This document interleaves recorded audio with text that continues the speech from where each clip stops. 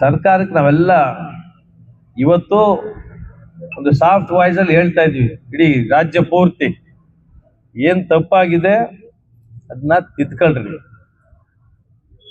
First ಅವ್ರನ್ನ ರಾಜೀನಾಮೆ ಕೊಡ್ಸಿ.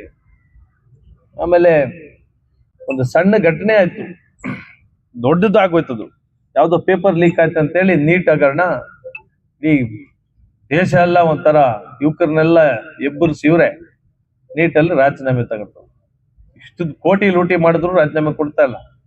ನೆನ್ನೆ ಫೈರಿಂಗ್ ಆಗಿ 3 ಜನ ಸತ್ತೋಗಿದ್ದಾರೆ ಫಾರೆಸ್ಟ್ ಅಲ್ಲಿ.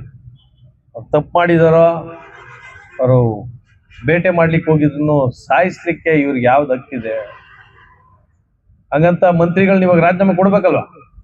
ಏನೇ ತಪ್ಪಾದ್ರೂ ಮಂತ್ರಿಗಳು ರಾಜೀನಾಮೆ ಕೊಡ್ಬೇಕು ಅಂತ ಸರ್ಕಾರ ಹೇಳಿರೋದು, ಯಾವುದು ಕಾಂಗ್ರೆಸ್ ಪಕ್ಷ ಹೇಳಿರೋದು.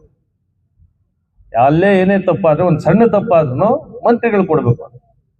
ಹಂಗಾಗಿ ಇವತ್ತು ಪಾಪ ಅರಣ್ಯ ಮಂತ್ರಿಗಳ ಮೇಲೆ ನಾವ್ ಹೇಳಕ್ಕಾಗ್ತದ ರಾಜೀನಾಮೆ ಕೊಡಿ ಅಂತ? ಎಲ್ಲಿಗೆ ತಂದು ನಿಲ್ಲಿಸ್ತಾರೆ ನೋಡಿ. ಎಲ್ಲ ನಾಳೆ ಹಂಗೆ ಆಗೋದು. ನಾಳೆ ಒಂದ್ ಏನಾರ ಇಲ್ಲಿ ಸಣ್ಣದು SSLC ಎಕ್ಸಾಮಿನೇಷನ್ ಏನಾರ ಲೀಕ್ ಆದ್ರೆ ಎಜುಕೇಶನ್ ಮಿನಿಸ್ಟ್ರು ರಾಜೀನಾಮೆ ಕೊಡೋದು. ಇಲ್ಲಿಗೆ ತಂದು ನಿಲ್ಸಿದೀವಿ. ನಾವೆಲ್ಲ ರಾಜಕಾರಣಿಗಳು ಎಲ್ಲೋ ಒಂದ್ ಕಡೆ ಮನಸ್ಸಾಕ್ಷಿ ಅನ್ನೋದು ಇರುತ್ತೆ.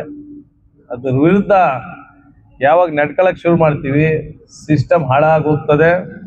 ಅಧಿಕಾರಿಗಳಾಗ್ಬೋದು, ರಾಜಕಾರಣಿಗಳಾಗ್ಬೋದು, ನಾವೆಲ್ಲ ಅದನ್ನೆಲ್ಲ ಬಿಟ್ಟು ಮಾಡಕ್ ಹೋದಾಗ ಅರಾಜಕತೆ ಮೂಡುತ್ತದೆ. ನಮ್ಗಳೆಲ್ಲ ನಾವೇ ಗೌರವ ಕಳ್ಕೊತೀವಿ. ಹಾಗಾಗಿ ಆಗೋದು ಬೇಡ. ಇಷ್ಟೆಲ್ಲ ಜನ ಇಷ್ಟು ಲೂಟಿ ಹೊಡೆದಿರೋದು ನಿಜ ಆಗಿದೆ, ಅಂದ್ರೂ ರಾಜೀನಾಮೆ ಕೊಡಲ್ಲ ಅನ್ನೋ ಒಂದು ಮಂಡತನ ಆಗೋದು ಬೇಡ.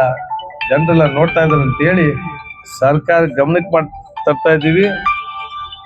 ಶೀಘ್ರದಲ್ಲೇ ರಾಜೀನಾಮೆ ಕೊಡಿಸ್ಕೊಂಡು ಅಲ್ಲಿ ಯಾರ್ಯಾರು ಕಳ್ತನ ಮಾಡಿದ್ದಾರೆ ಅವ್ರನ್ನ ಕಾನೂನು ರೀತಿ ಶಿಕ್ಷೆಗೊಳಿಸ್ಪಡ್ಬೇಕು ಅಂತ ನಿಮ್ಮೆಲ್ಲರ ಮುಖಾಂತರ ಮನವಿ ಮಾಡ್ತಾ ಇದ್ದೀನಿ. ನಮಸ್ಕಾರ.